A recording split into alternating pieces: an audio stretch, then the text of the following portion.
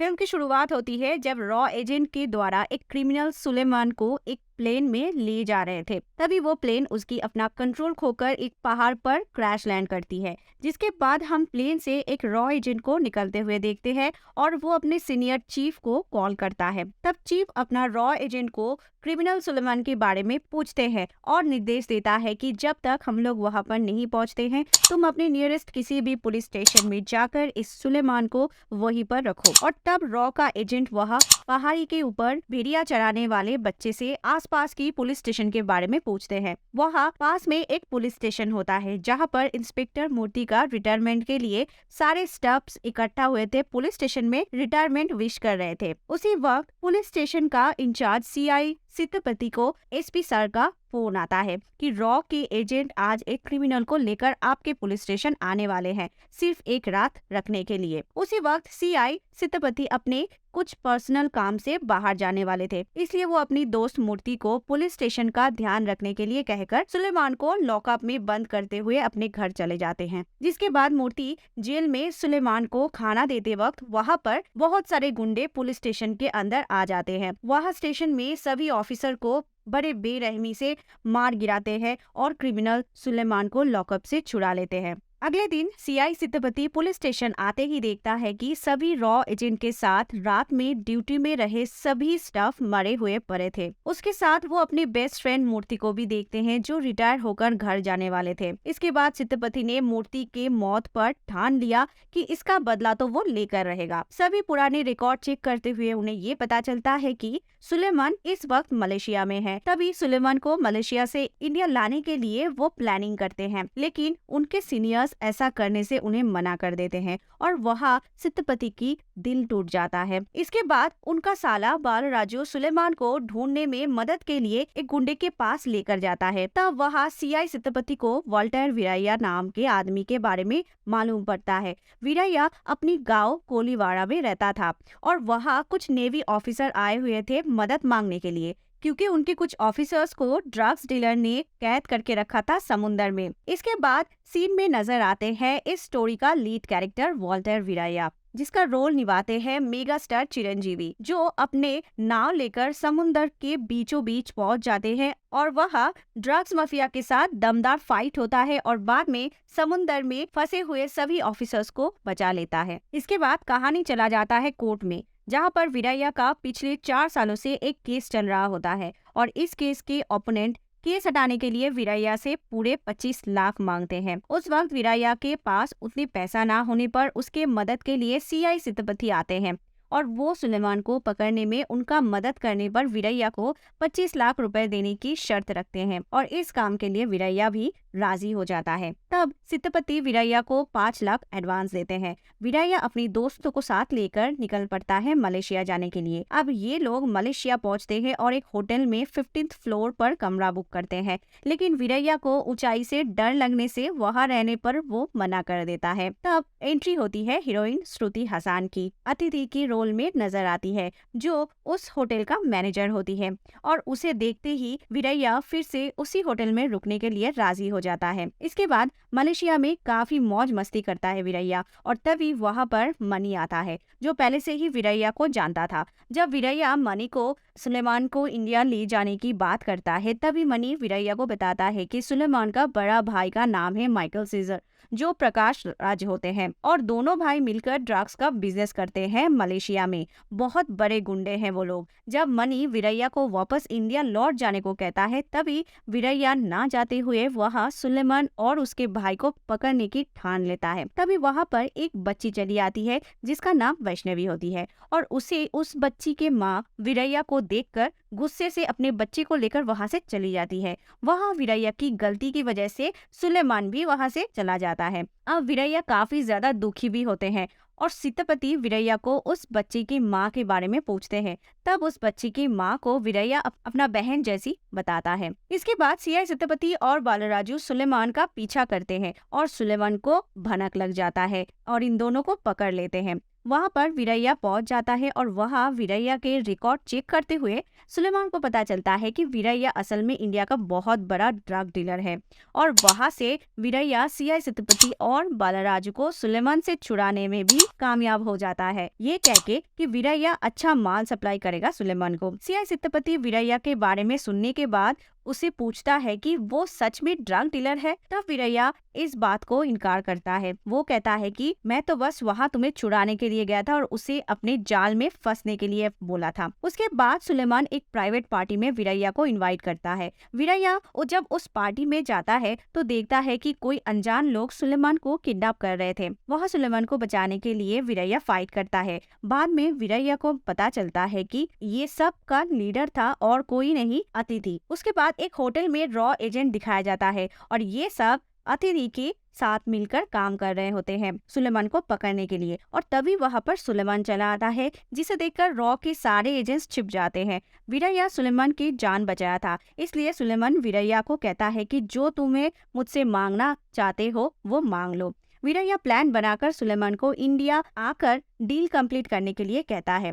सुलेमान इस डील के लिए राजी हो जाता है। अब हम लोग माइकल को देखते हैं। तब सुलेमान को मालूम पड़ चुका था कि उसे किडनैप करने के पीछे रॉ एजेंट अतिथि की हाथ थी और वो उसी के रेस्टोरेंट में मैनेजर भी थी। सुलेमान ये सब वीरैया को बता रहा था। तभी वहाँ पर माइकल का वीडियो कॉल आ जाता है, लेकिन सुलेमान अतिथि के साथ उस वक्त कुछ गलत करने की कोशिश करते समय वीरैया वहाँ चला आता है और ये सारी बातें माइकल तब वीडियो कॉल के जरिए देख रहा था। तब वहाँ मालूम पड़ता है कि माइकल वोल्टेयर वीरैया को पहले से ही जानता था। दरअसल वीरैया माइकल को लेने के लिए मलेशिया आया था। ये हमें कहानी में और आगे मालूम पड़ेगी कि वीरैया क्यों माइकल को लेने के लिए मलेशिया आया था। वहाँ मौजूद सुलेमान को वीरैया मार देता है। अपने भाई को देखने के लिए माइकल को इंडिया आना पड़ता है, जिसके बाद कहानी जाती है 4 साल पीछे, जहां पर हम लोग एसीपी विक्रम नागर यानी रवि तेजा को देख पाते हैं, जो ड्रग डीलर को पकड़ने के लिए आया था। उस वक्त माइकल का नाम था काला और वो हमेशा वीरैया के साथ ही रहता था। वीरैया का पिता गणपत राव, जो कि अब मर चुके थे, उनकी 2 पत्नी थी।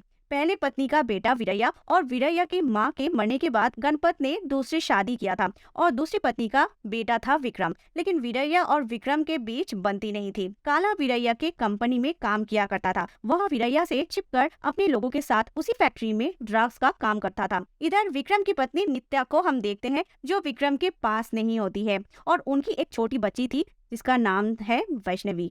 नित्या के वहां से चले जाने के बाद विक्रम को शक होता है कि वीरैया इस एरिया में ड्रग्स का काम कर रहा था।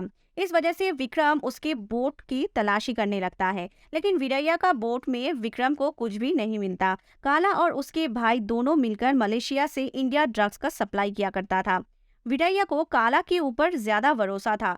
इसका फायदा लेते हुए काला वीरैया के फैक्ट्री में बर्फ के अंदर ड्रग्स को जमा करके स्मगलिंग किया करता था। एक दिन विक्रम एक आदमी को ड्रग सप्लाई करते वक्त उसे पकड़ लेता है और वो उस एरिया का ड्रग डीलर को पकड़ने का प्लानिंग करते हैं।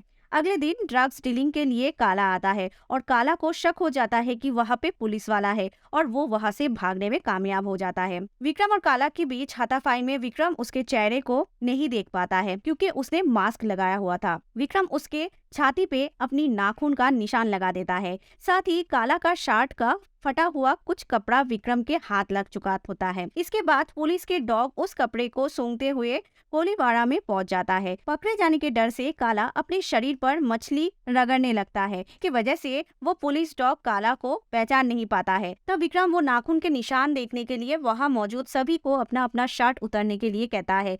वह वीरैया भी अपना शर्ट उतारता है, लेकिन काला अपनी शर्ट ना उतारने पर वीरैया उसका शर्ट उतारता है। अब काला अपनी छाती पर वो नाखून का निशान छिपाने के लिए वीरैया का नाम लिखवा दिया था।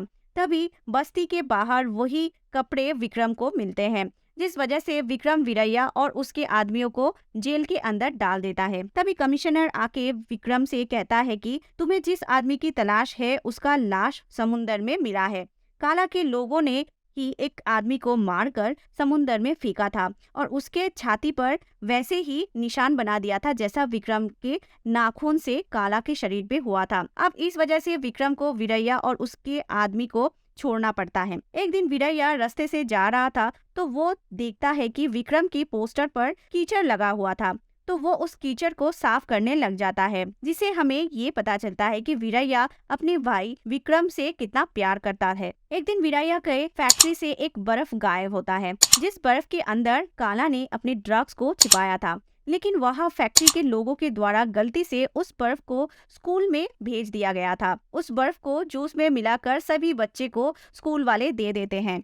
वहाँ बहुत सारे बच्चों ने उस जूस को पिया था, जिससे बच्चों की तबीयत खराब होने से 25 बच्चों की मौत हो गई थी। विक्रम जब उस बर्फ के बारे में पूछताछ करता है, तभी उसे मालूम पड़ता है कि ये बर्फ वीरैया के फैक्ट्री से आई थी। उसी फैक्ट्री में छापा मारते वक्त बहुत सारे वहाँ पर ड्रग्स मिलते हैं, और जब इसके बारे में काला को मालूम पड़ता है तो वो वहाँ से भाग जाता है। विक्रम वीरैया को पकड़ के पुलिस स्टेशन ले जाता है। वीरैया को पता चल जाता है कि इन सब ड्रग्स के पीछे काला का हाथ था। काला अपने करोड़ों का ड्रग्स को लेने के लिए पुलिस स्टेशन आता है और लेकर चला भी जाता है। अब न्यूज में पुलिस वाले की काफी बदनामी होती है, जिसे पुलिस वाले सब प्लान करते हैं कि वीरैया और उसके साथी का इनकाउंटर करने के लिए। लेकिन विक्रम का भाई वीरैया होने पर इस केस को सीनियर ऑफिसर हैंडल करते हैं। वीरैया और उसके साथी को मारने के लिए जेल से बाहर ले जाया जाता है।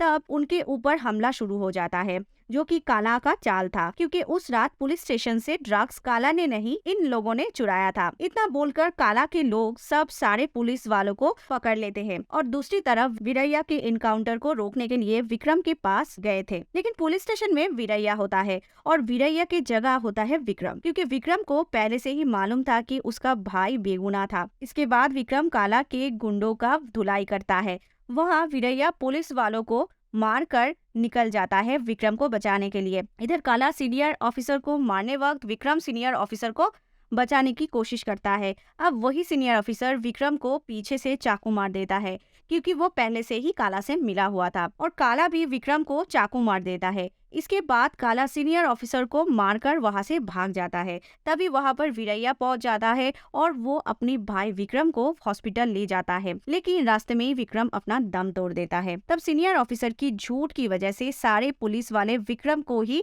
मुजरिम समझते हैं और वीरैया को विक्रम के मर्डर केस में पकड़ लेते हैं। और यहाँ पर डीसीपी भी कहता है कि इन सब के पीछे विक्रम का ही हाथ था। जब विक्रम के चीता को गार्ड ऑफ ऑनर देना चाहिए था, लेकिन वहाँ कोई नहीं होता है, और यहाँ पर जो कुछ भी हुआ विक्रम की पत्नी नित्या उन सब की जिम्मेदार वीरैया को समझती है और वीरैया को जेल हो जाती है। तभी नित्या इंडिया को छोड़कर हमेशा के लिए मलेशिया चली जाती है। जब वीरैया जेल से निकलता है तो वो काला को ढूंढने लगता है और अपने भाई को बेगुनाह साबित करने के लिए कोर्ट में केस भी करता है, और इस केस के लिए पीपी ने 25 लाख रुपीस मांग रहे थे। इसके बाद अभी फिल्म करंट वक्त पे आ जाती है। सुलेमान की मौत से माइकल सदमे में बैठा था और वहाँ वीरैया को मारने के लिए बहुत सारे गुंडों को भी बुलाया था, जहाँ पर गुरुपम माइकल को 2000 करोड़ रुपए दिया था ड्रग्स डिलीवर करने के लिए, और वो सब वीरैया को मारने के लिए प्लानिंग करते हैं। लेकिन वीरैया उस आदमी को पकड़ के उनके प्लान के बारे में सभी जानकारी ले लेता है।